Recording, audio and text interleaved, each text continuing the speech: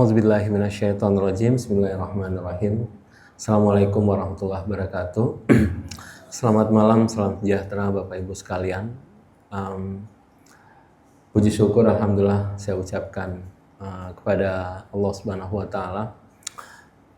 Alhamdulillah malam ini kita bisa berdiskusi bersama, saling sharing.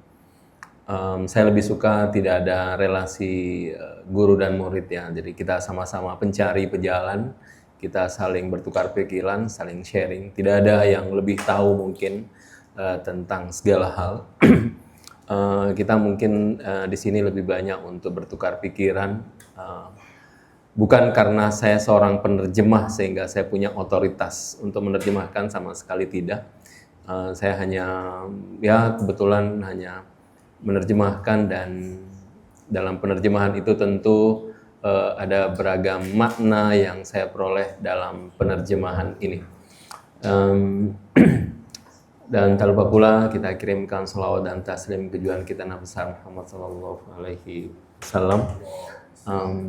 Dan terima kasih sekali lagi kepada Bapak Ibu sekalian, teman-teman sekalian yang sudah hadir pada malam hari ini. Suatu keberkahan dan kebahagiaan buat saya. Bapak Ibu sekalian, teman-teman sekalian bisa hadir di tempat ini. Insya Allah kita akan, untuk sementara, kita akan mengadakan 2 kali dalam sebulan kajian ini tiap Jumat malam. Mudah-mudahan kita diberikan kesehatan, kekuatan untuk kita bisa membersamai setiap kajian Masnawi ini.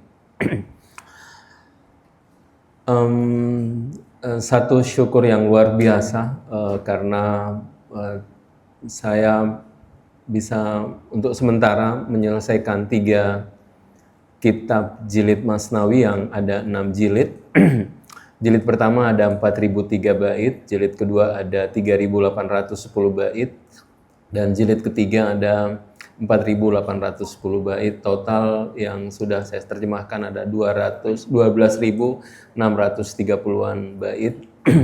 Alhamdulillah masih pertengahan jalan, masih tersisa 3 jilid.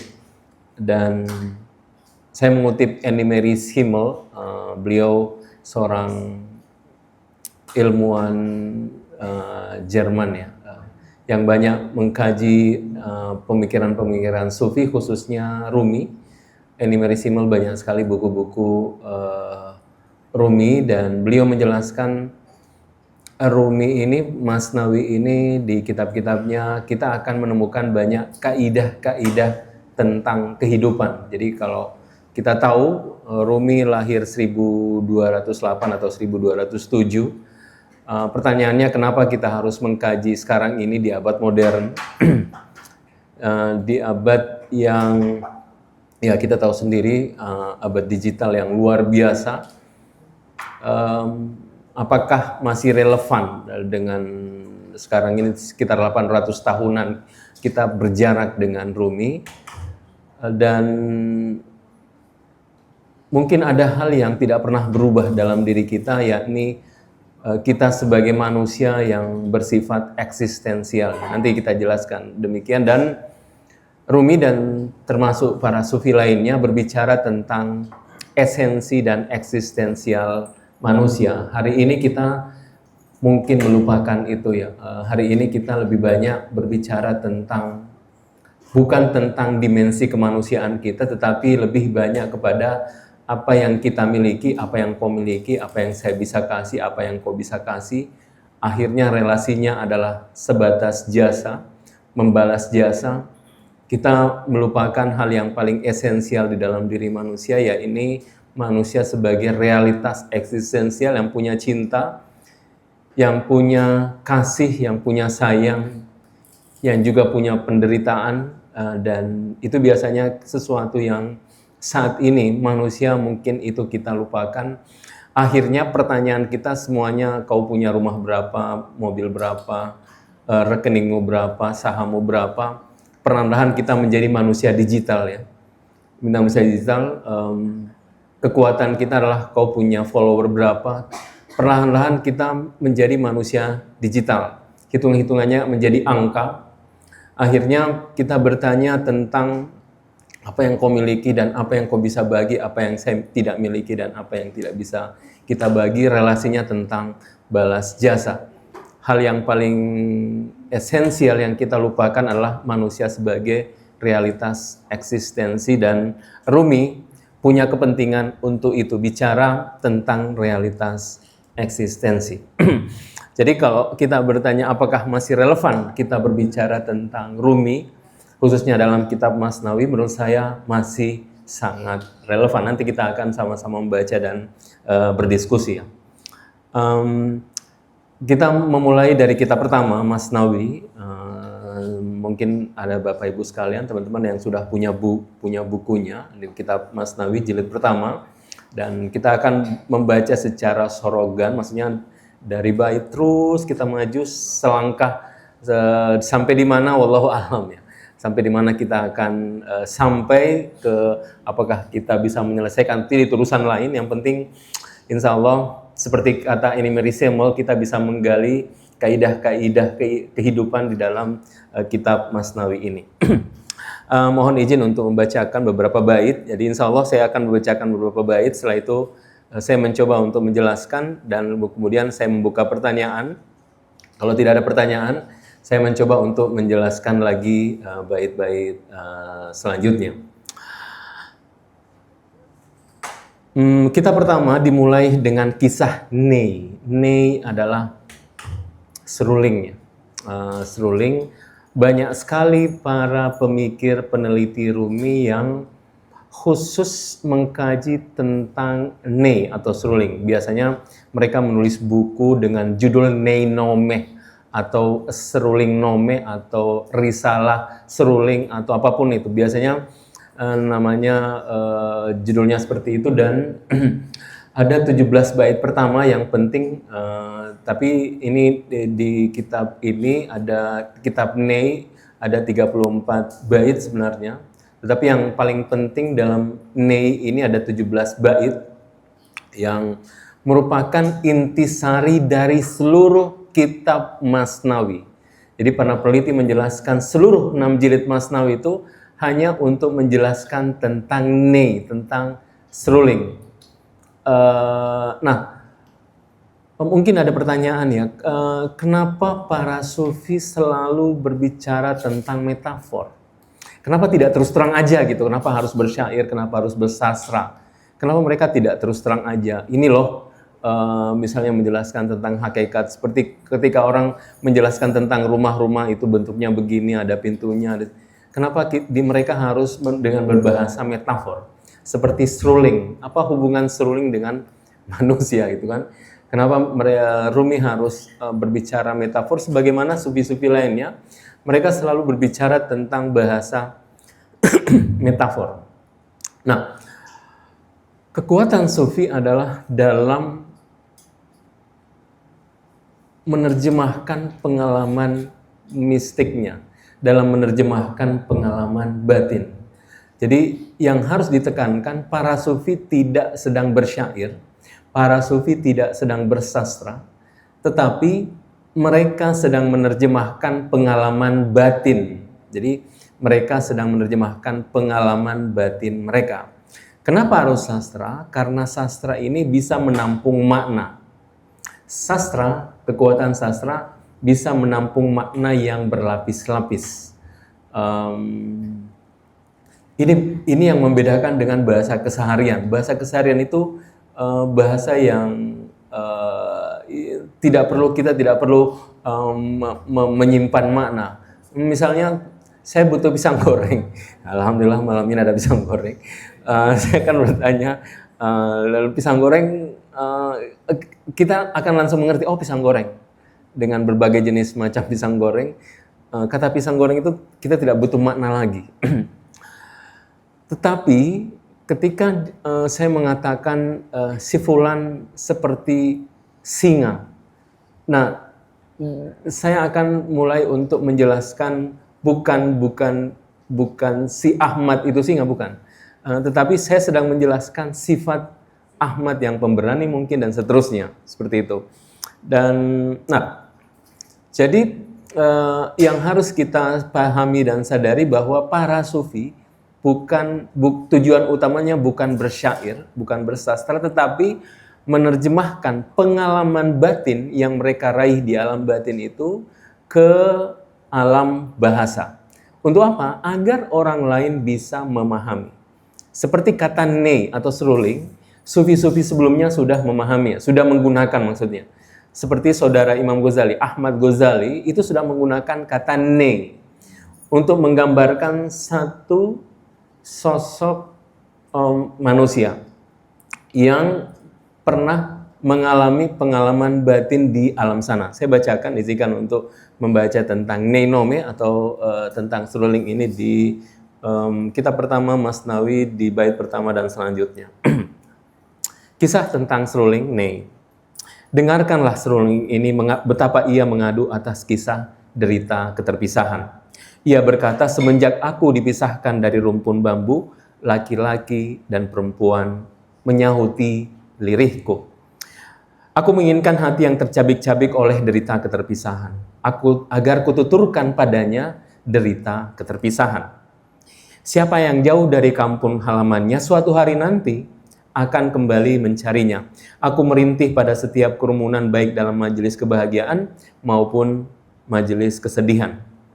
Siapapun bisa mengira telah menyertaiku dan sebatin denganku, namun tak ada yang bisa memahami rahasia batinku.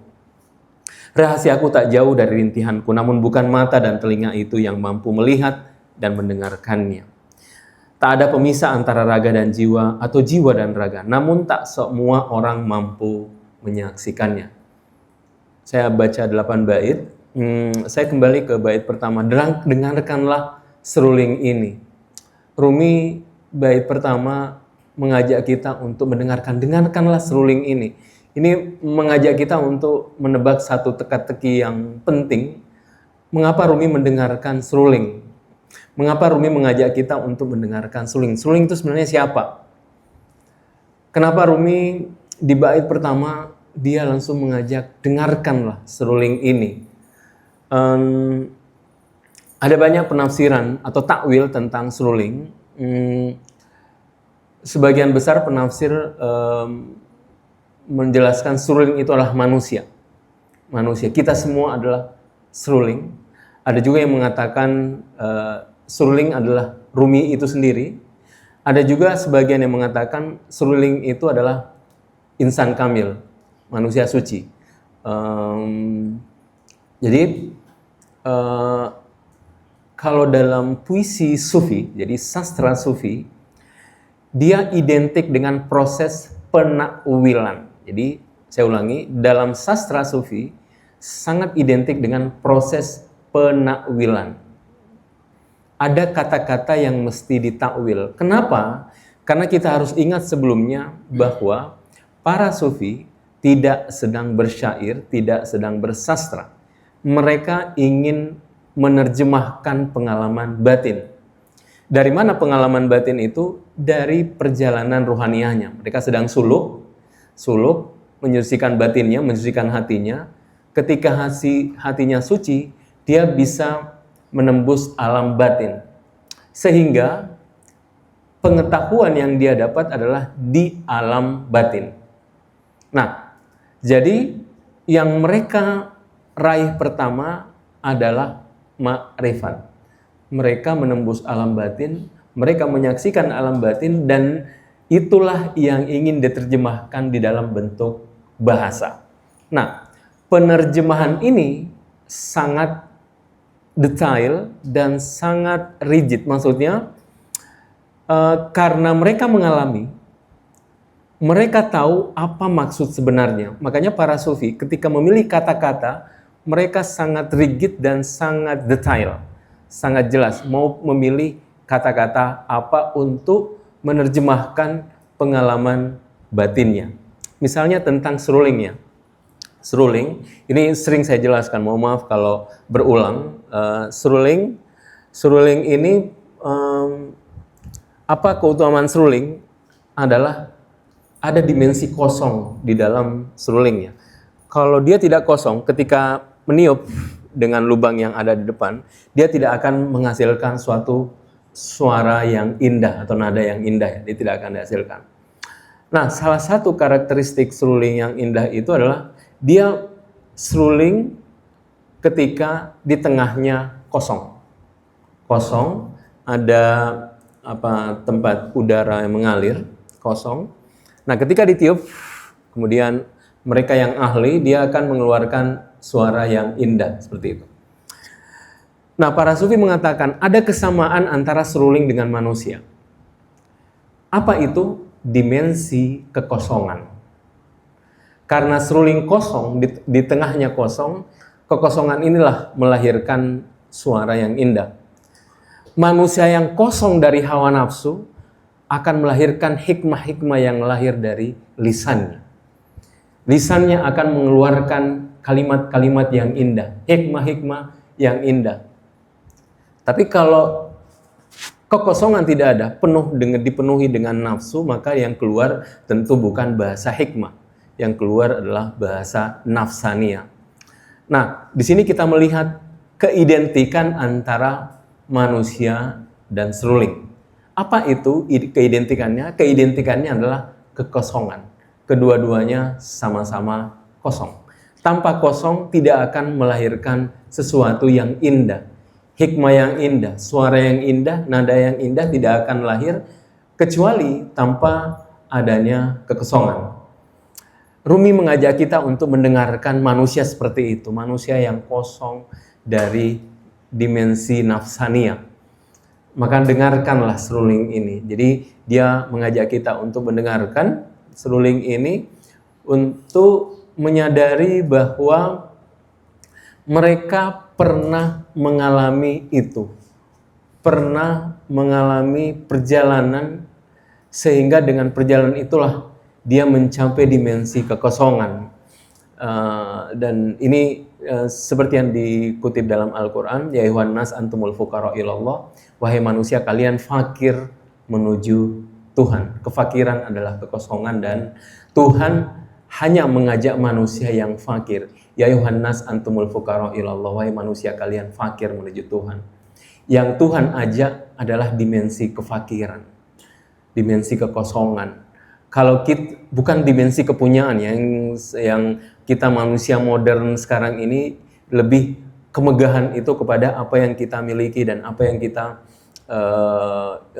koleksi dan seterusnya. Tetapi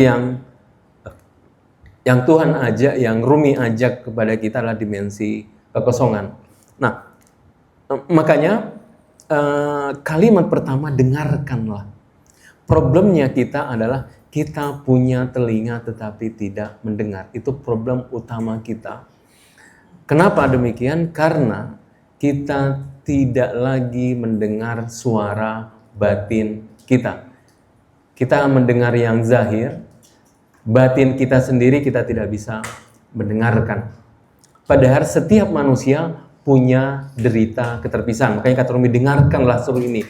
Betapa ia mengadu atas derita keterpisahan. Semua manusia kita ini semua terpisah.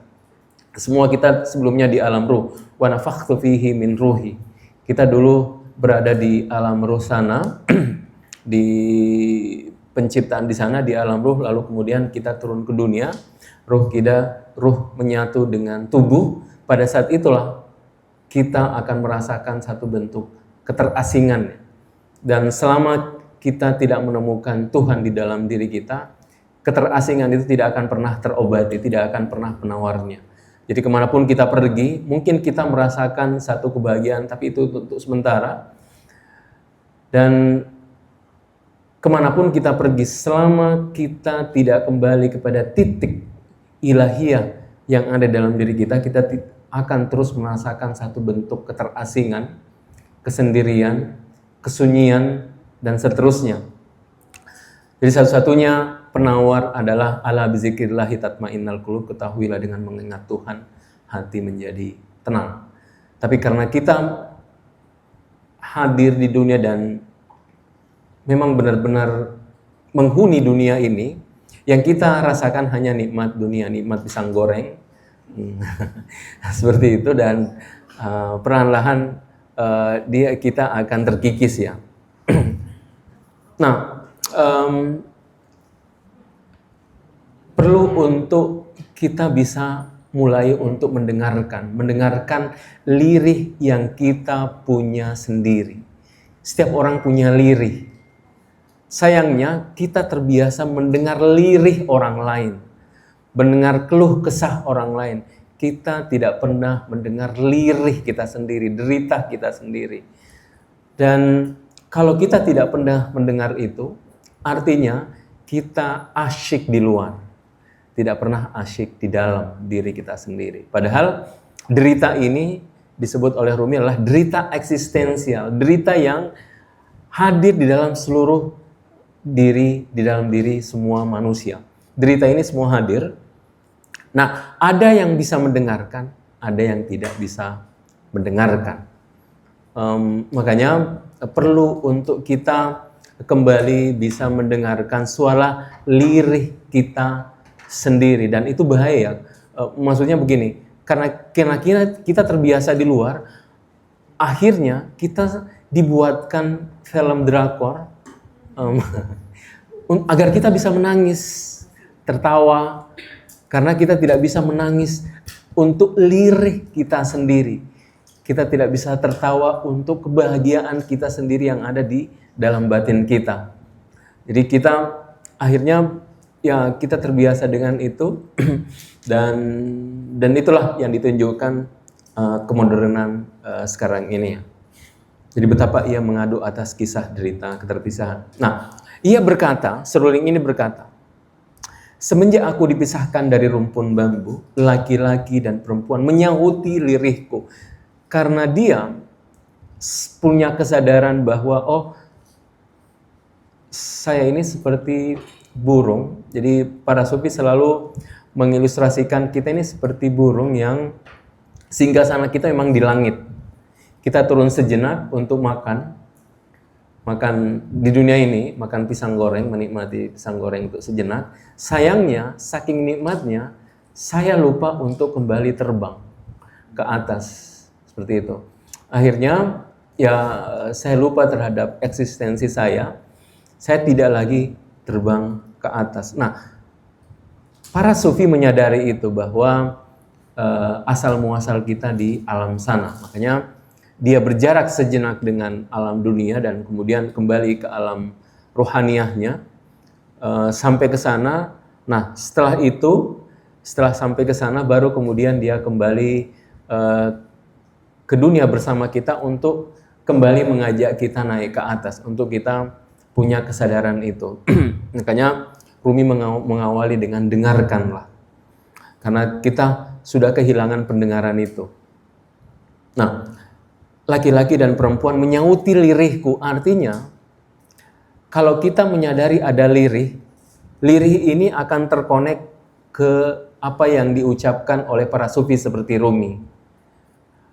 Tapi kalau kita tidak mendengarkan, kita tidak akan menyadari apa sih Rumi ini ngomong apa sih. Kita tidak akan tahu Rumi ini ngomong apa. Makanya banyak orang bertanya bagaimana cara kita membaca buku Rumi. Caranya cuma satu sebenarnya, adalah jangan banyak membawa pikiran ketika membaca Rumi. Membaca Rumi itu harus membaca dengan hati. Harus belajar mendengar lirih di dalam batin kita. Kalau bisa membaca itu, insya Allah kita sendiri akan menemukan cara untuk membaca kitab Rumi ya. Bukan cuma Masnawi, tapi kitab-kitab lainnya. Tapi memang masalahnya kita tidak terbiasa membaca dengan hati. Yang kita diajarkan membaca dengan cepat, membaca dengan dan ya itu untuk tempat-tempat lain sangat berguna ya, membaca dengan itu sangat berguna, tapi masuk ke Rumi caranya adalah kita harus bisa membaca dengan hati dengan mengaktifkan kata mendengarkan. Rumi sejak awal mengajak kita dengarkanlah seruling ini betapa ia mengadu atas derita keterpisahan. Nah, aku menginginkan hati yang tercabik-cabik oleh derita keterpisahan, agar kuturunkan padanya derita keterpisahan. Ketika seseorang tidak pernah mengalami derita, maka kita tidak akan menyadari itu dan kita tidak tahu apa yang diomongkan Rumi. Karena kita sendiri eh, tidak berada dalam frekuensi itu. Tidak ada derita yang kita alami dan kita tidak mendengar lirih yang ada di dalam batin kita sendiri. Kita tidak punya pengalaman itu. Padahal kata Rumi, itu yang kata Rumi, aku menginginkan hati yang tercabik-cabik oleh derita keterpisahan, agar kukuturkan padanya derita keterpisahan. Karena kita tidak pernah mengalami cinta, kita tidak tahu apa itu cinta. Karena kita tidak pernah mengalami bagaimana derita keterpisahan dari dimensi ruhania, kita tidak tahu bagaimana derita keterpisahan dari alam ruhania. Nah, oleh karena itu, mesti ada pengalaman dimensi di dalam batin ya. Minimal saya yakin setiap dari kita pernah mengalami satu bentuk keterguncangan yang luar biasa ya. Ya mungkin kita pernah mengalami stuck mungkin, pernah mengalami kehampaan mungkin, dan itu sebenarnya satu bentuk kata Rumi, derita adalah jendela di mana cahaya masuk ke dalam hati ya. Saya yakin kita semua pernah mengalami itu. Cuma biasanya kita membiarkannya dia berlalu. Tidak ada pemaknaan di dalamnya. Tidak ada pemaknaan di dalamnya. Jadi bukan soal sejauh mana kita mengalami satu bentuk kehampaan, kekosongan, stuck dan seterusnya, tetapi sejauh mana kita memaknainya. Karena tanpa pemaknaan kita tidak mungkin bisa melewatinya. Yang mungkin bahkan terjadi kita sejak awal akan menjaga jarak ya dari derita itu yang sedang kita alami. Nah, oleh karena itu ketika orang mengalami satu bentuk pengalaman seperti yang tadi jelaskan, kekosongan, kehampaan dan seterusnya, itulah satu pengalaman yang luar biasa sebenarnya yang dari situ kita bisa memaknai. Jadi karena hakikat diri kita sebenarnya sejauh mana kita memaknai dari realitas tersebut. Nah, sehingga siapa yang jauh dari kampung halamannya suatu hari nanti akan kembali mencarinya. Dalam hadis dijelaskan hubbul watan minal iman, cinta tanah air itu bagian dari iman. Di Rumi, di Masnawi, di kitab lain juga menjelaskan maknanya bahwa ya semua mungkin tahu watan kita atau tempat tinggal kita yang sejati adalah di sana ya, di alam ruhania, di alam keabadian kita, dan mungkin kita tidak pernah rindu untuk kembali ya, karena ya kalau mau kembali yang ada justru kematian yang kita jumpai. Dan manusia memang paradoks. Paradoksnya mana? Manusia sangat ingin keabadian, tetapi satu-satunya yang dia jumpai di dunia ini adalah kematian. Itu kan? Dia paradoks. Kita begitu mencintai kehidupan, tetapi hal yang paling menghampiri kita adalah kematian. Dan kalau kita tidak bisa menyelesaikan paradoks ini, kita akan terjebak dalam satu absurditas yang baru ya, satu keterasingan yang baru. Kalau kita tidak menyelesaikan paradoks ini, suatu paradoks yang luar biasa. Kita begitu menginginkan hidup, tetapi di tengah-tengah itu kita harus menghadapi satu bentuk kematian. Makanya kita tidak pernah rindu ke kampung halaman kita yang sejati, karena di tengahnya ada kematian, seperti itu. Yang kita rindu ya kampung halaman saya karena Makassar, saya rindu Makassar, saya akan ketemu konro, ikan konro dan seterusnya, ikan bakar. Nah, itu kerinduannya di sana. Nah, kita kampung halamannya yang seperti itu, yang dunia fisikal materi, tetapi yang sejati di sana. Tapi ini paradoks. Paradoksnya mana? Paradoksnya karena satu-satunya yang kita anggap hidup adalah dunia. Nah, sementara Rumi mengajak kita di sana. Makanya karena kita tidak pernah mencicipi indahnya dimensi ruhania di alam sana, kita tidak pernah rindu untuk kembali. Padahal Rumi menjelaskan siapa yang jauh dari kampung halamannya suatu hari nanti akan kembali mencarinya. Problemnya karena kita tidak rindu, kita tidak mencari. Kan?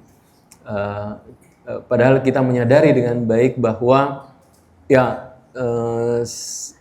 dialah di sanalah tempat kesejatian kita yang abadi, seperti itu. Nah, cuma tadi kita hidup di dunia selalu berhadapan dengan sesuatu yang paradoks. Kita begitu mencintai hidup, tetapi di tengah-tengahnya kita diperhadapkan satu bentuk kematian. Tetapi kalau kita menyadari bahwa ini adalah suatu jembatan yang mesti kita lewati, nah seharusnya kita menyandarkan itu di alam sana. Dan kalau kita menyadari bahwa di sanalah hakikat kehidupan kita, insya Allah kita akan melaluinya dengan baik. Kita justru akan merindukan itu. Kemarin saya dapat hadis, orang yang tidak merindukan kematian, ketahuilah dia bukan orang mukmin. Saya melihat ini suatu hadis eksistensial. Ya, orang yang tidak merindukan kematian, ketahuilah dia bukan orang mukmin. Cuma ini paradoks buat kita ya. Kematian justru sesuatu yang menakutkan bagi kita. Karena kita begitu mencintai hidup di dunia, kematian sesuatu yang momok, sesuatu yang menakutkan bagi kita. Tapi hadis ini luar biasa. Bukan orang mukmin jika dia belum merindukan kematian, untuk menyadarkan bahwa hakikat kita di alam sana, seperti yang dijelaskan oleh Rumi, siapa yang jauh dari kampung halamannya, suatu hari nanti akan kembali mencarinya. Aku merintih pada setiap kerumunan, baik dalam majelis kebahagiaan maupun kesedihan. Nah, di sini mungkin kita bisa menafsirkan nei atau seruling adalah Rumi. Rumi tidak peduli, jadi ini ciri seorang sufi darwish. Sufi darwish seorang yang dia tidak peduli mau orang gembel ke, mau orang baik ke, mau orang buruk ke, mau orang, dia tidak peduli. Tujuan dia mengingatkan tentang kampung halaman yang sejati. Dia tidak milih-milih untuk tempat dakwah. Mau di situ orang kerumunan orang baik, orang buruk, dia tidak peduli. Tugas dia hanya menyampaikan tentang betapa seruling menderita atas derita keterpisahan. Seperti itu. Nah, aku merintih pada setiap kerumunan. Rumi karena dia seorang sufi darwis, dia tidak pernah memilih majelis. Baik itu majelis orang baik, majelis orang buruk, dia akan mendatangi. Tugas satu-satunya hanya untuk bagaimana semua orang mendengarkan lirih batinnya sendiri. Siapapun bisa mengira telah menyertaiku dan sebatin denganku, namun tak ada yang bisa memahami rahasia batinku. Ini bait ini sering saya kutip untuk menjelaskan bahwa betapa Rumi menyadari nanti setelah dia menulis Masnawi, banyak orang yang menafsirkan. Bahkan di zaman Rumi sendiri sudah ada pembacaan Masnawi. Jadi Rumi masih hidup, beliau nulis Masnawi karena Masnawi ini ditulis sepanjang 15 tahun. Jadi Masnawi yang 6 jilid selesai dalam 15 tahun. Selesai dalam 15 jilid. Yang kurang lebih ada 26.000 bait syair, itu selesai dalam 15 tahun. Nah, ketika selesai kitab itu di tempat beliau itu sudah ada pembacaan Masnawi seperti sekarang ini kita ini itu ada pembacaan Masnawi seperti itu, ada membaca kemudian masing-masing berikan tafsirnya dan seterusnya. Nah, Rumi sudah tahu itu dan sudah menyadari itu dan itu diwariskan sampai sekarang. Kata Rumi, siapapun bisa mengira telah menyertaiku dan sebatin denganku, namun tak ada yang memahami rahasia batinku, kata Rumi. Jadi silahkan mau nafsirkan silahkan, mau takwil silahkan, tapi kata Rumi, namun tak ada yang memahami rahasia batinku. Artinya Rumi sejak dahulu sudah menyadari bahwa nanti akan banyak orang-orang yang menafsirkan kitab Masnawi. Makanya setiap orang sah-sah saja menafsirkan Masnawi. Tidak ada hak otoritas dalam, misalnya saya satu-satunya yang penerjemah yang bisa menafsirkan. Tidak ada seperti itu. Rumi sudah mengatakan itu sejak awal. Cuma Rumi mengatakan namun. Jadi ada namunnya. Tetapi tak ada yang bisa memahami rahasia batinku. Nah, kalau saya bertanya, apa sih rahasia batinmu? Itu di bait selanjutnya. Rahasiaku tak jauh dari rintihanku. Namun, bukan mata dan telinga itu yang mampu melihat dan mendengarkannya. Jadi kata Rumi, rahasiaku tak jauh dari rintihan. Jadi kalau kita bertanya, karena di bait sebelumnya, Rumi menjelaskan, namun tak ada memahami rahasia batinku. Kalau kita bertanya, lalu bagaimana saya memahami rahasia batinmu? Kata Rumi, rahasiaku tak jauh dari rintihanku. Kalau saya bertanya, apa rintihanmu? Semua bait-bait Rumi dalam kitab-kitabnya adalah rintihan. Makanya di bait syair kata Rumi, jangan lihat kata-kata dalam syairku, lihatlah darah dalam bait-baitku. Jadi janganlah lihat kata-kata dalam bait-bait, lihatlah darah dalam bait-baitku. Untuk menjelaskan bahwa Rumi, bait-bait itu adalah hasil dari bentuk pengalaman suluknya, perjalanan ruhaniahnya, kemudian dia terjemahkan dalam bait-baitnya. Seperti itu. Nah, sehingga Rumi menjelaskan tak ada yang bisa memahami rahasia batinnya. Nah, apa rahasia batinnya? Seluruh bait-baitnya adalah rahasia batinnya. Nah, tapi kalau kita melihat orang sekarang ini, setiap dari kita pasti punya persepsi Rumi yang berbeda. Karena yang lain cuma baca kitab 1, yang lain baca kitab 2, yang kita. Nah, seluas apa dia tahu Rumi, seluas yang dia bisa baca syair-syairnya. Makanya itu yang membuat kita banyak persepsi tentang Rumi yang berbeda-beda. Sama saya juga di awal-awal seperti itu. Karena saya tahu Rumi dari quote-quote, oh Rumi lagi, oh Rumi lagi. Akhirnya begitulah persepsi saya tentang Rumi. Yang saya tahu Rumi, dia cuma berkata satu, cinta, yang lain tidak ada. Tapi kalau kita masuk ke Masnawi, kita akan menemukan betapa banyak Rumi berbicara tentang berbagai hal, ya, bukan cuma cinta, tapi banyak hal yang beliau jelaskan. Seperti itu. Jadi Rumi ingin menjelaskan bahwa seluruh bait-baitnya adalah rahasia batinnya. Nah, makanya dia jelaskan, namun bukan mata dan telinga itu yang mampu melihat dan mendengarkannya. Bukan ini yang zahir. Bukan telinga yang zahir, bukan mata yang telinga zahir. Bukan itu yang mampu melihat lirihnya. Makanya saya selalu mengatakan cara baca bait-bait Rumi adalah bacalah dengan hati. Bukan dengan kita memparadokskan dengan pikiran-pikiran kita. Biasanya semakin kita membenturkan pikiran kita, kita akan semakin jauh dari Rumi. Rumi sejak awal, dengarkanlah seruling ini betapa ia mengadu atas derita keterpisahannya. Yang perlu kita dengarkan pertama adalah suara lirih kita sendiri. Kalau kita belum mampu mendengarkan itu, bagaimana kita membaca dengan hati? Jadi membaca dengan hati, pertama belajarlah membaca suara lirih di dalam batin kita sendiri. Karena bukan mata dan telinga itu yang mampu melihat dan mendengarkannya. Kenapa? Karena tak ada di bait 8, tak ada pemisah antara raga dan jiwa dan raga. Namun tak semua orang yang mampu melihatnya. Maksudnya, kitalah yang membuat gap antara zahir dan batin. Di Rumi sebelumnya mengatakan, bukan telinga dan mata ini yang mampu memahami bait-bait Rumi. Secara zahir, bukan telinga zahir, bukan mata zahir, tapi batin. Kalau kita bertanya, memang apa kita bisa mengetahui mata dan telinga batin itu? Kata Rumi, tidak ada pemisah antara raga dan jiwa dan raga. Namun tak semua orang mampu menyaksikannya.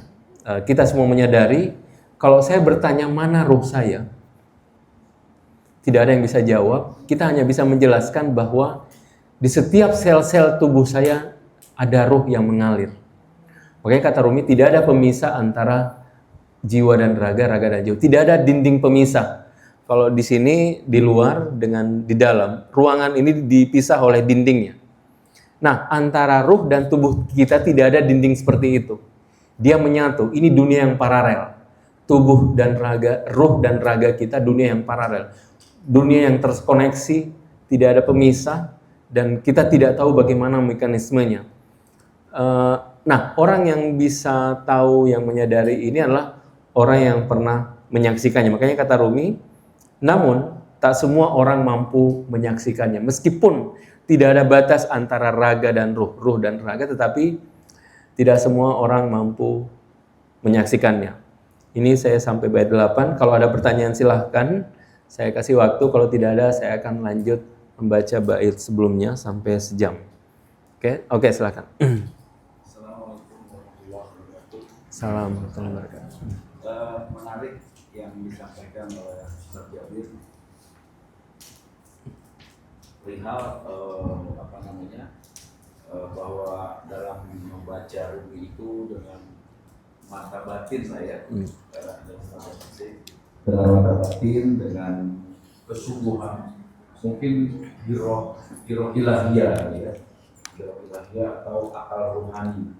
Nah, yang ingin saya mungkin tanyakan atau yang mungkin kita bisa bahas, apakah ini senafas atau sefrekuensi atau satu link dengan bahwa di Al-Quran sendiri kan ada mutasyabihat, ada muhkam. Artinya apa yang tersirat dan tersurat. Betul tadi Ustaz bilang bahwa Rumi sedang tidak berpuisi, Rumi sedang tidak bersyair untuk mendapat pujian atau apapun.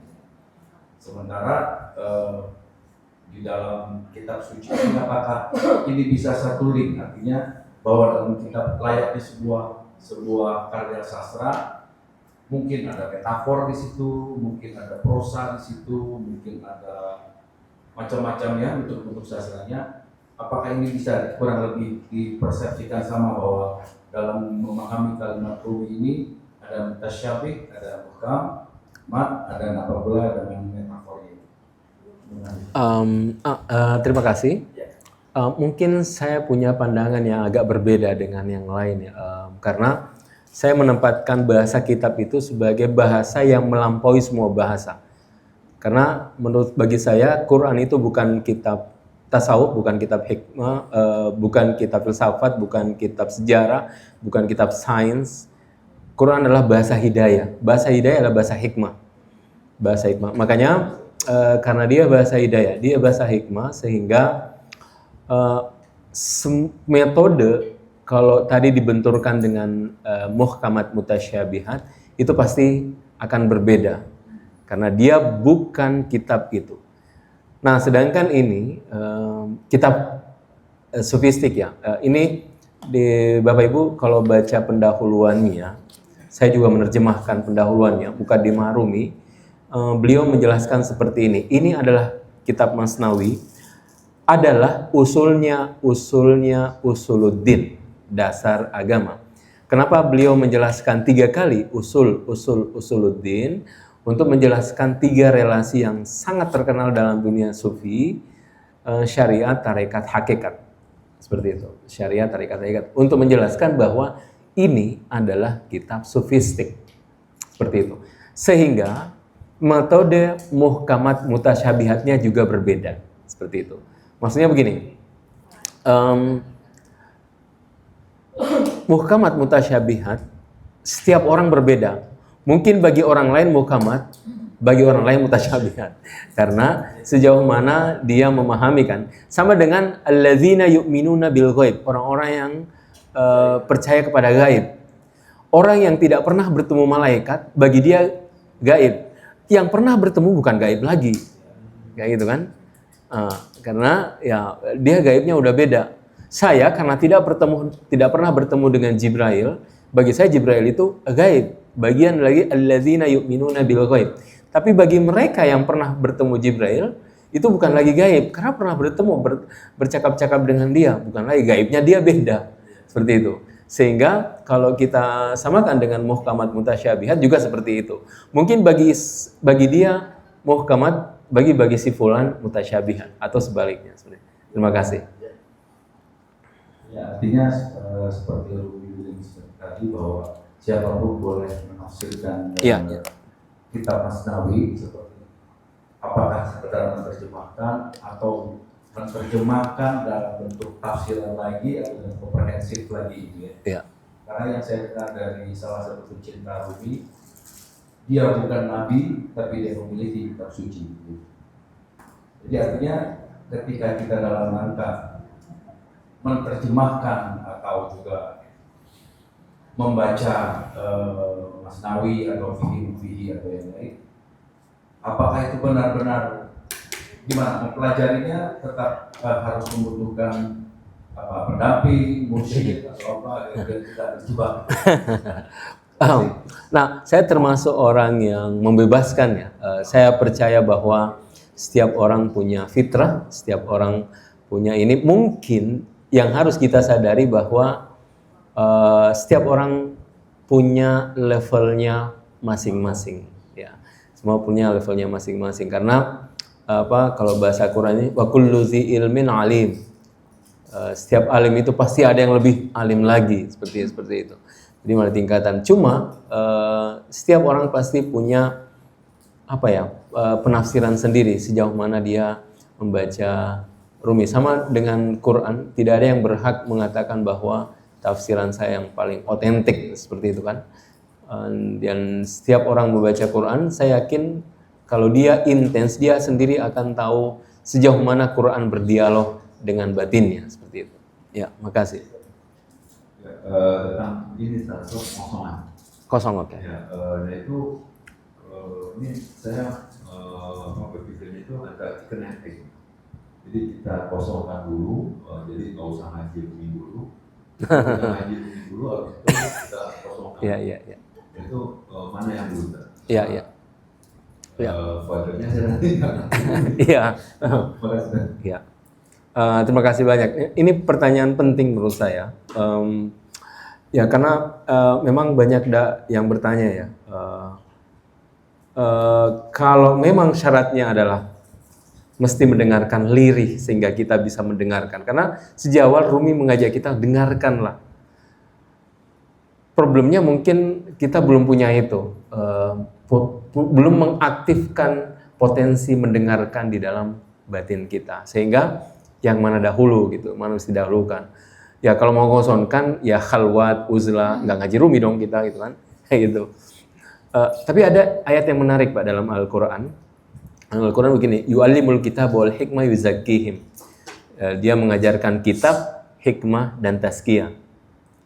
Di ayat lain dibalik, yuzakkihim wa yu'allimul kitab wal hikmah.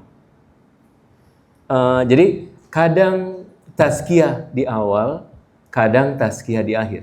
Dua ayat yang berbeda, pesannya sama, tazkiyah mengajarkan kitab, yu'allimul kitab wal hikmah yuzakkihim, mengajarkan kitab, hikmah dan tazkiyah. Tazkiyah itu membersihkan jiwa ya. Jadi tugas para nabi yang utama 3. Yu'allimul kitab mengajarkan kitab, mengajarkan hikmah dan mengajarkan tazkiyah. Gitu. Yang sayangnya hari ini lebih fokus kedua. Bahkan lebih fokus ke tamat saja. Yu'allimul kitab saja, mengajarkan kitab. Hikmahnya tidak, tazkiyahnya tidak. Padahal tugas Nabi itu 3. Yu'allimul kitab wal hikmah yuzakkihim. Nah, jadi kenapa yang ayat yang lain diterakhirkan tazkiyah, yang ayat yang lain mengedepankan tazkiyah untuk menjelaskan bahwa ini berbarengan. Sembari ngaji Rumi, sembari uzlah, sembari tazkiyah, sembari ngaji. Bukan harus ada proses ini ya, membagi-bagi jeda dan seperti itu. Nah, tapi jeda itu sebenarnya bisa untuk sementara. Misalnya kenapa kita dalam tradisi Sufi ada tradisi disebut tradisi 40 hari ya. Iya, tradisi 40 hari itu ada dalam tradisi Sufi. Tradisi 40 hari itu kalau biasa di bulan Ramadan ada i'tikaf entah 3 hari, entah 7 hari. Nah, ada juga tradisi 40 hari. Jadi dia benar-benar untuk sementara dia tidak mengurusi urusan dunia. Benar-benar dia hanya tawajuh kepada ilahi dan batinnya selama 40 hari. Nah, itu ada cara-cara seperti itu. Dan setelah 40 hari dia kembali lagi. Setelah kembali lagi ke sosial ya. Kembali ke sosial. Setelah kembali ke sosial, oh ternyata saya masih iri ya. Oh ternyata saya masih dusta. Oh ternyata saya masih banyak hasrat. Dia kembali lagi. Uzlah lagi 40 hari itu kan. Kemudian ke sosial lagi dia. Oh alhamdulillah riya saya sudah mengurang, itu saya tidak angkuh lagi, itu kan. Tapi masih ada ininya masih ada mungkin hasutnya, kembali lagi gitu. Jadi itu memang selalu harus dirangkai bersamaan. Dua-duanya harus dijalani. Khususnya dalam tradisi sufi, karena sufistik tasawuf itu bukan nalar ya, bukan pikiran. Dasar sufistik itu adalah sejak awal dia amali, praktek, mensucikan diri. Apa yang kita baca hari ini, kata Rumi, ini pengungkapan secara original dari Rumi ya, bahwa dia kata Rumi, aku menginginkan hati yang tercabik-cabik oleh derita keterpisahan. Dia mengalami itu, dia mengalami perjalanan suluk itu, perjalanan ruhani, dan karena dia mengalami sehingga dia bisa tuturkan kepada orang yang juga siap untuk mendengarkan itu. Seperti itu. Jadi dua-duanya harus dijalani secara bersamaan. Ya, sebagaimana dalam kehidupan kita sehari-hari, kita ke kantor, kemudian sholat lagi, kan bersamaan. Kerja seharian ada sholatnya juga, terus seperti itu. Itu harus dijalani secara bersamaan, tapi dengan penuh kesadaran. Yang selama ini kita lakukan biasanya hanya menggugurkan kewajiban, gitu. Gugur kewajiban, akhirnya yang tersisa itu hanya kebiasaan. Ya, kebiasaan kita tidak dapat apa-apa kecuali hanya kebiasaannya. Seperti itu. Ya. Masih ada yang bertanya? Oh, silakan.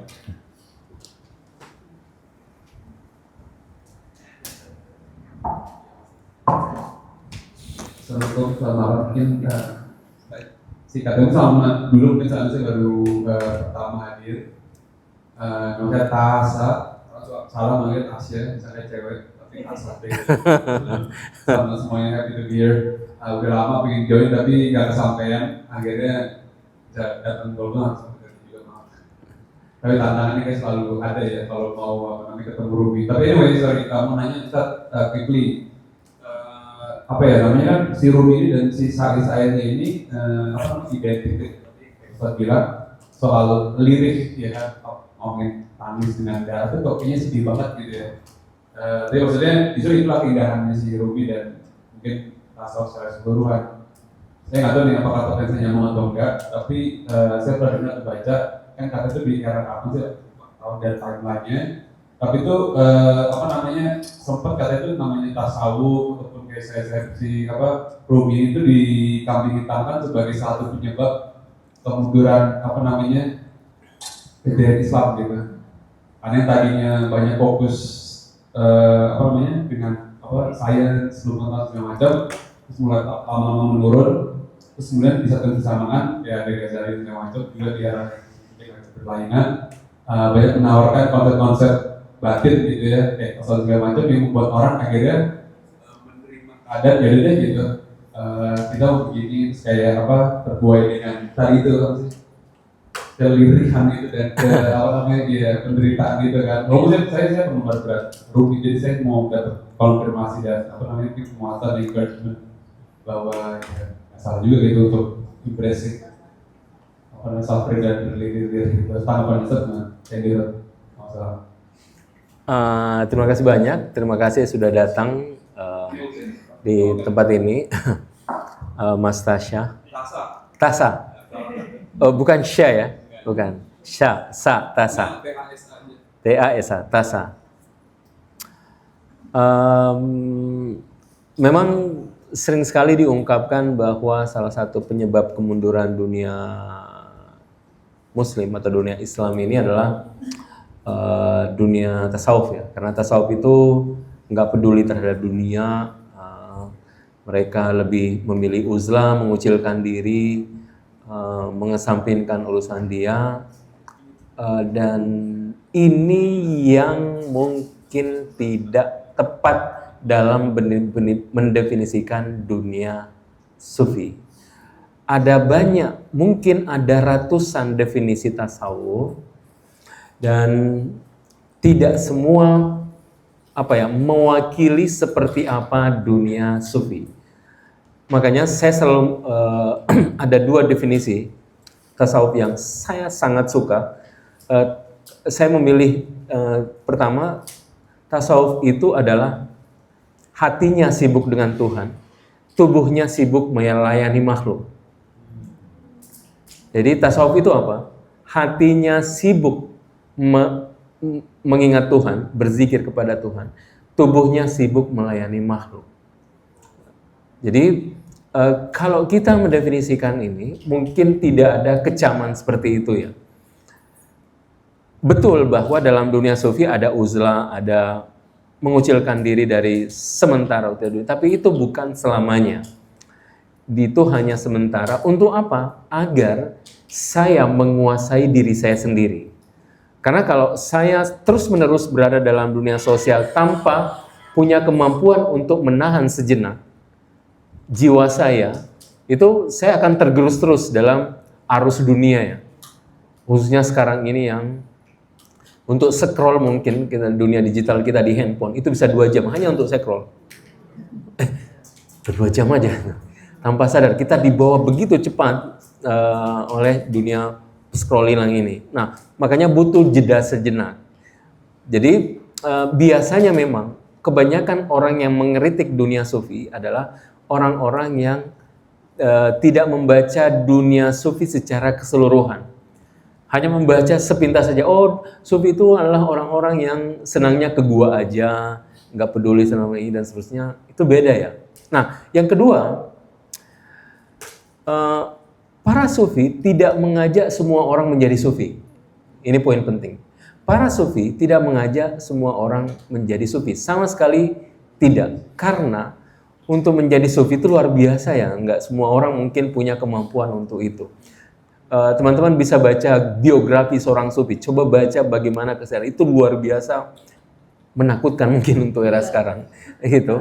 Nah, tugas para sufi hanya untuk mengingatkan dimensi batin saja. Bahwa ada loh yang disebut dengan fitrah yang hadir di dalam diri. Dan itu perlu dihidupkan yang mungkin kita dalam keseharian tergerus ya. Ya karena kita setiap hari bersentuhan dengan dunia materi, khususnya sekarang ini dunia digital yang sangat cepat, sehingga perlahan-lahan itu menggerus kita, menggerus dunia batin kita seperti itu. Jadi justru kalau saya, sumbangsi para sufi adalah membangun moralitas. Satu-satunya yang konsisten terhadap laku-laku dunia pembersihan jiwa itu adalah dunia sufi. Dunia sufi. Nah, tetapi saya tidak berbicara dengan ada dunia sufi ya dalam hal yang menunjukkan yang berbeda ya. Itu. Tapi yang jelas bahwa mereka justru bagaimana berupaya sedemikian rupa menyucikan batin hanya untuk menjelaskan tentang hal yang paling kita tinggalkan saat ini, yaitu manusia sebagai realitas eksistensial yang punya cinta, punya kasih sayang, punya penderitaan. Itu yang Rumi selalu mengingatkan kita sebagai insan yang khususnya kita hidup di era modern ini. Jadi menurut saya anggapan itu sangat tergesa-gesa mungkin menurut saya, dan dia tidak membaca dunia sufi secara keseluruhan. Terima kasih. Ya.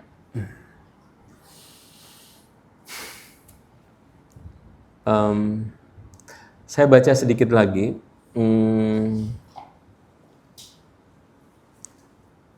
Apilah yang memenuhi rongga seruling, bukan angin.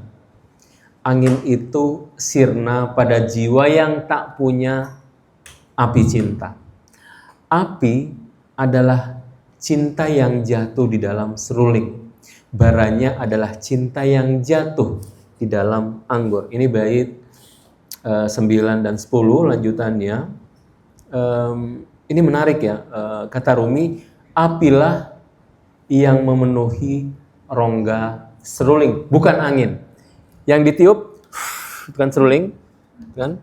Itu kata Rumi, itu bukan angin. Api, apilah yang memenuhi rongga seruling, bukan angin. Angin itu sirna pada jiwa yang tak punya api cinta. Rumi selalu menggambarkan cinta itu dengan api. Jadi Rumi selalu menyamakan penakwilan cinta itu dengan api. Api itu apa? Yang menggelorakan, mensucikan, yang merenggut, mematikan. Itu semua adalah karakteristik dari api, dan itu juga karakteristik cinta.